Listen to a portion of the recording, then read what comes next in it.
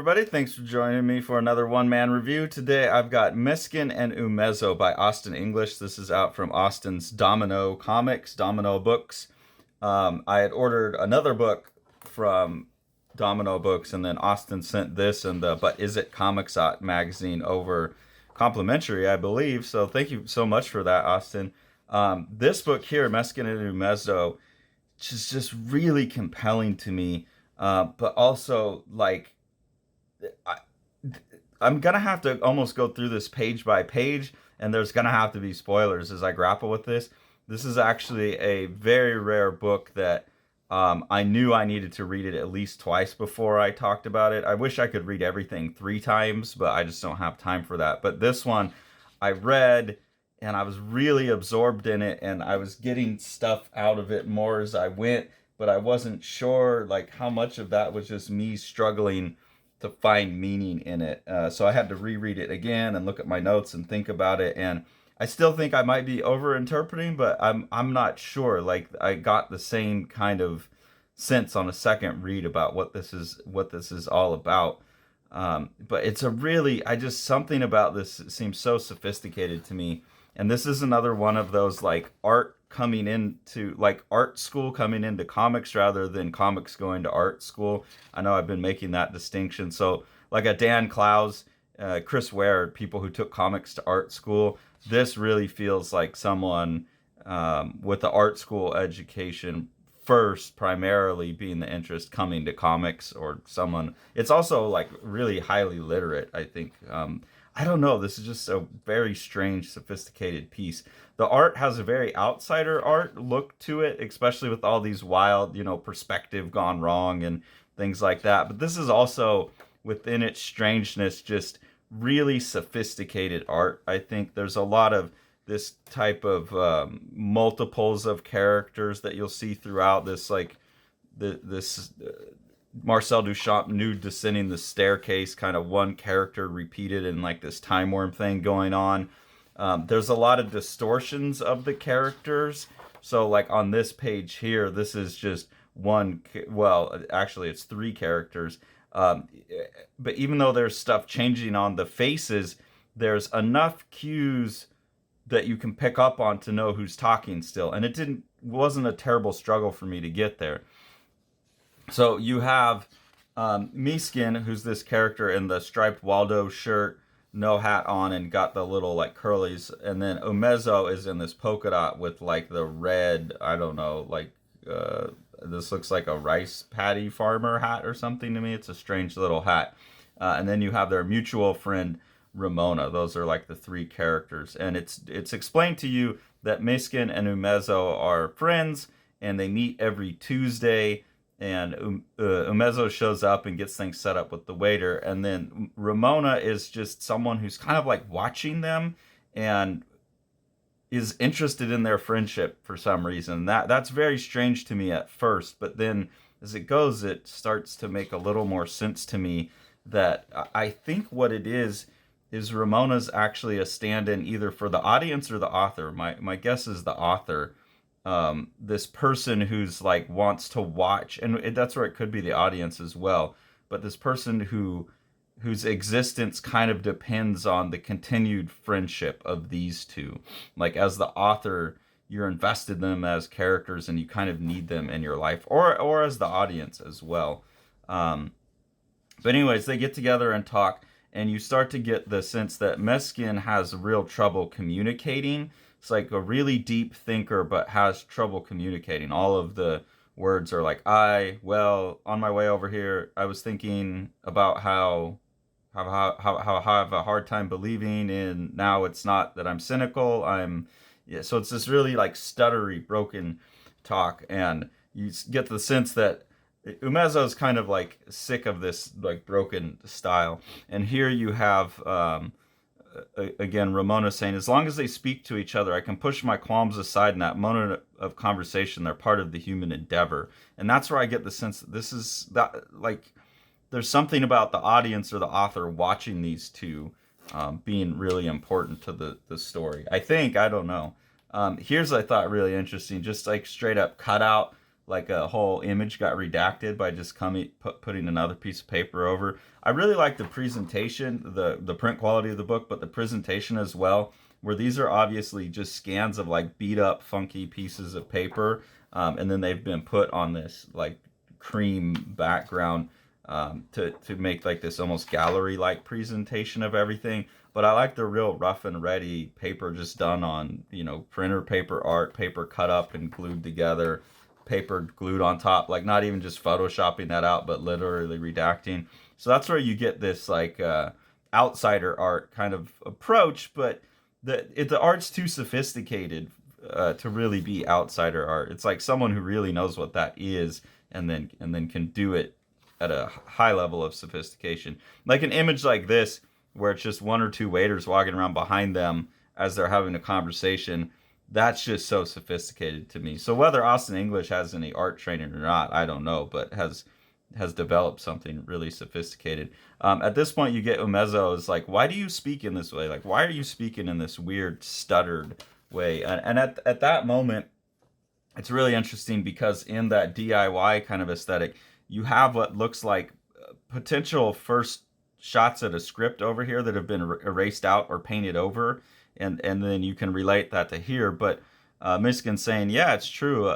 Yes, you are. Yes, I communicate so poorly. You're very aware. You always, well, I'll try. I will try to. I'll try to. I will slow myself down. I will.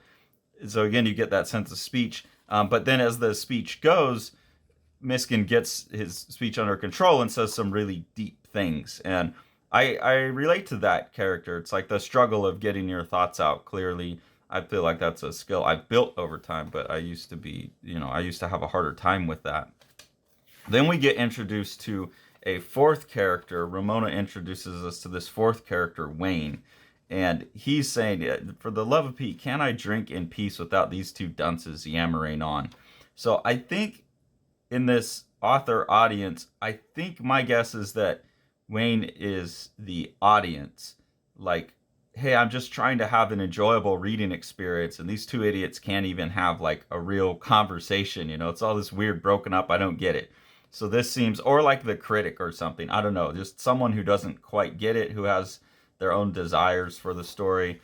Whereas Ramona seems to be more like needs these characters and enjoys them. So that's why I think there's an author.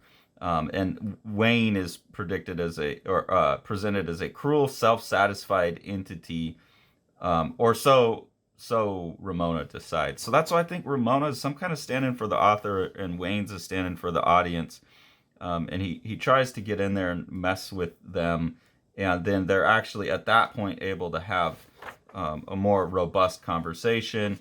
They go clothes shopping while they're having this conversation. They get into a really interesting conversation here about categories. This is Umezo talking. Meskin asks, who is your peer enemy? And Umezo says, good question. You know what my center is made of. I'm a bitter person, so take any attack with that in mind. My enemy is my nightmare of how I'm perceived. Nevertheless, those who propose a catalog of pleasing knowledge rank high on my enemy list. I thought that was really interesting idea. The catalog of pleasing knowledge, a condensed summary of thought presented as exhaustive, which seduces those hungry for actual engagement with hastily polished mediocrity. Evil hovers around the denial of feigned ignorance of the catalog shoddiness. I really like that critique on easy culture.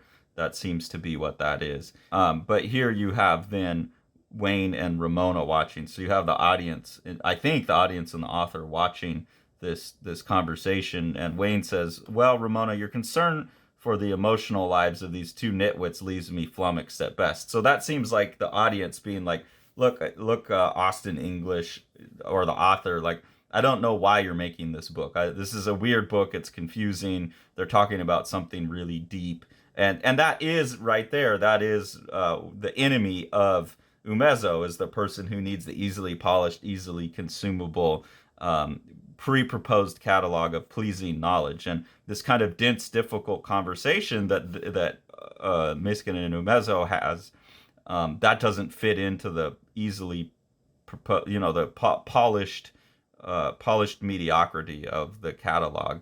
And so I think you have the audience coming in here and telling the author, like, why are you doing this? Why are you so obsessed with this?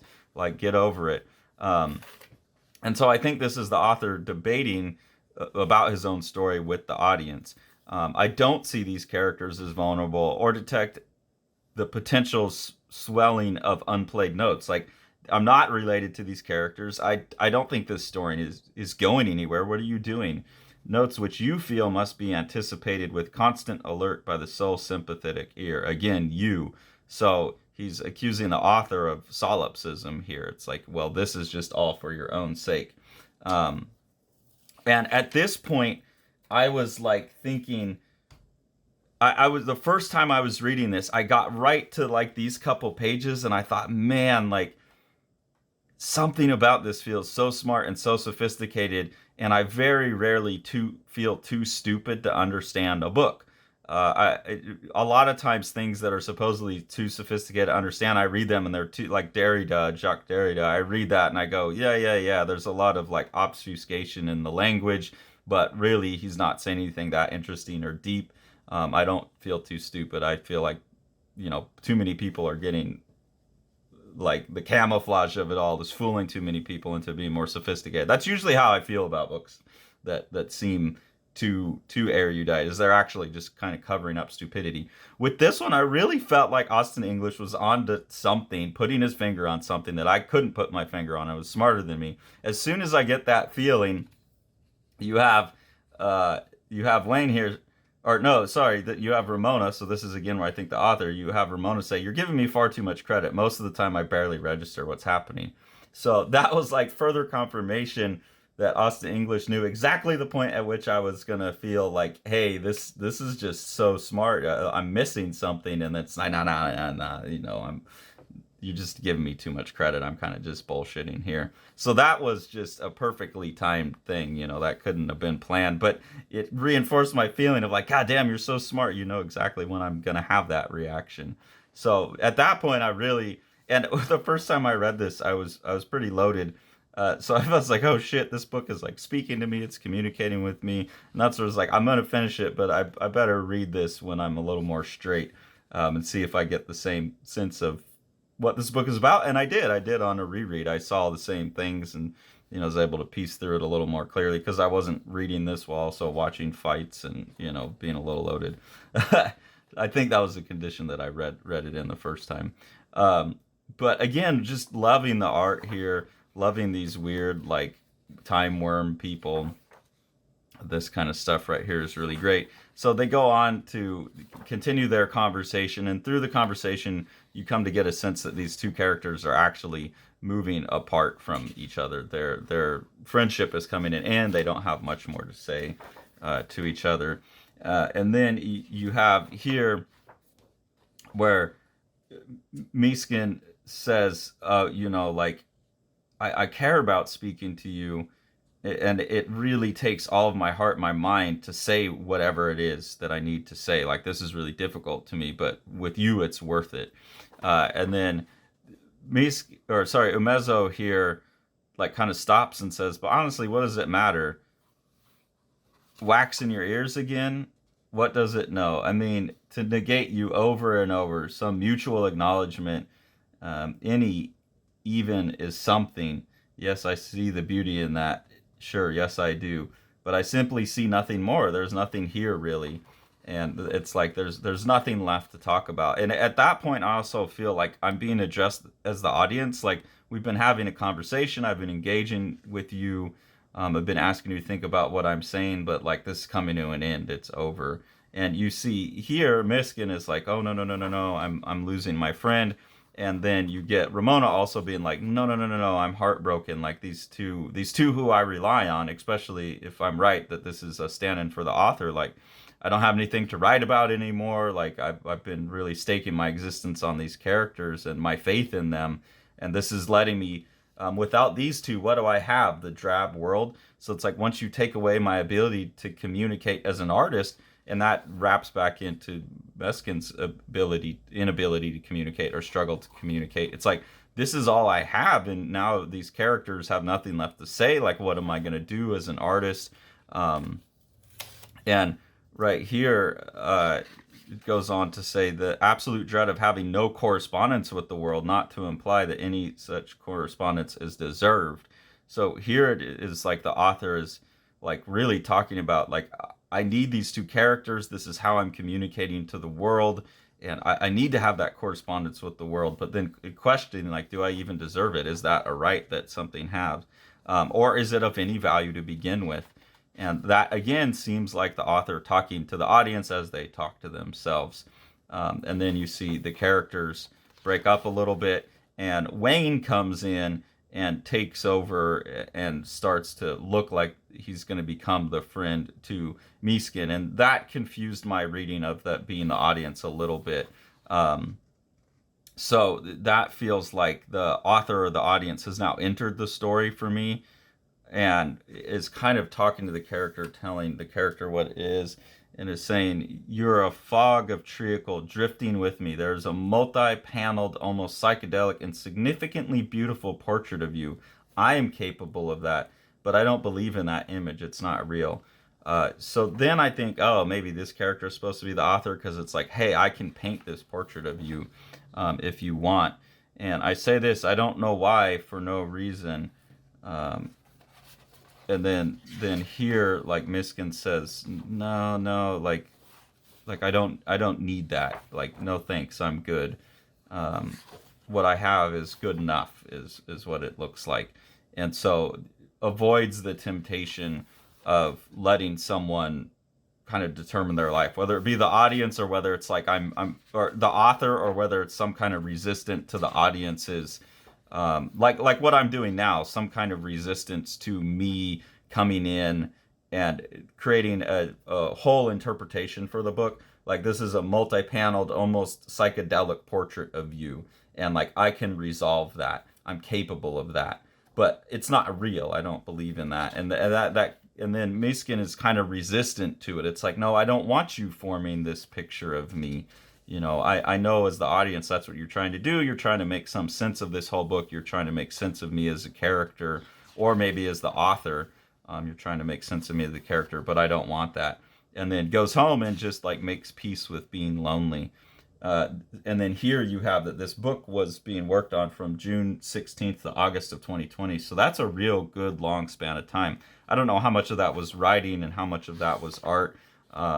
There's something about it that feels like this last bit here feels like a response to COVID, like becoming comfortable with yourself in isolation. But obviously, August of 2020, that would have been into COVID. So maybe the ending is a bit generated from that. But starting in June of 2016, that couldn't have been the plan for it. But there is something about this comfort with the self in the end of it all. And as an audience, you're kind of left there like, okay, now even the character is gone. It's whittled down from this multiplicity of this character to nothing. And there's nothing left for us to interpret. So I think that's what this book is about. I think it's a conversation between the author, their characters, and the audience. And I think it's about the essential nature of art and communication, and then pulling that into question. Like, do we really need that? Can we be okay on our own? Or maybe it's better to be okay on your own and get your shit sorted before you go out and try and communicate in the world. And that sense of like sophistication throughout the book really makes me think like, man, this Austen English is just so sophisticated and so smart and has such interesting, rich ideas, and is having trouble communicating them in the same way Meskin is, and has come up with this like really sophisticated, interesting art style. And it's like, this is the closest I can get to explaining it. And I feel like, as well versed as I am in philosophy and all that kind of stuff, like I still feel like I'm only sniffing around the fringes of what Austen English is doing. I don't know, maybe this whole thing is just like the nonsense ramblings of a schizophrenic. I don't think so, though. Like, it really seems to have a decipherable core to me. So this is about as fascinated as I've been with the comic in a long time.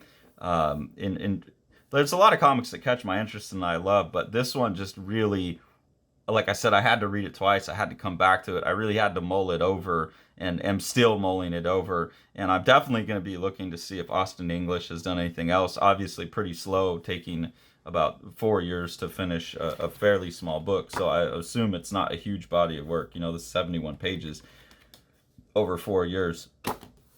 But the richness of the book, I think, is well worth it. So I'm sold. I'm stoked. I'll be checking out everything else Austin has put out as soon as I can. So thank you so much, Austin, for sending this along.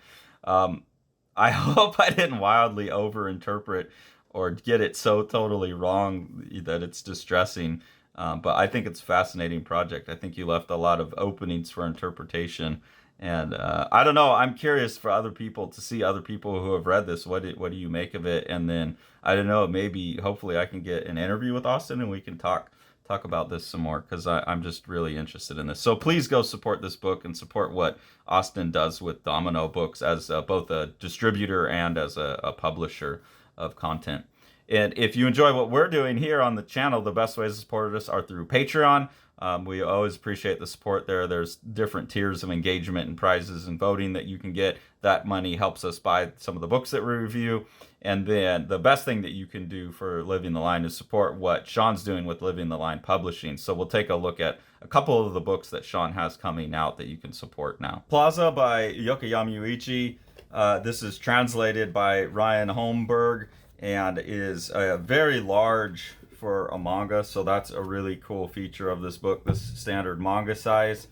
And this is just a 200 some odd page representation of what Yokoyama Yuichi thinks of the Carnival parade, and he's just made this like relentlessly loud and rhythmic book that pushes all kinds of amazing boundaries of what comics and manga are. And we could not recommend this book more. The Eisner nominated The Strange Death of Alex Raymond by Dave Sim and myself. This is a gorgeously illustrated and designed book. Dave doing most of the illustration. Amazing compositions throughout.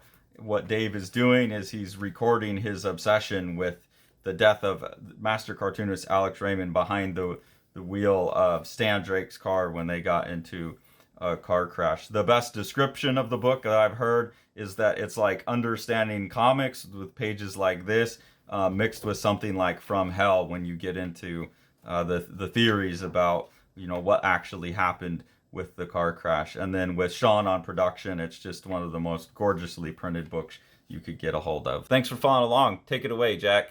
You want to see all these books? Smash that subscribe button and the like button and the bell, and then you get them.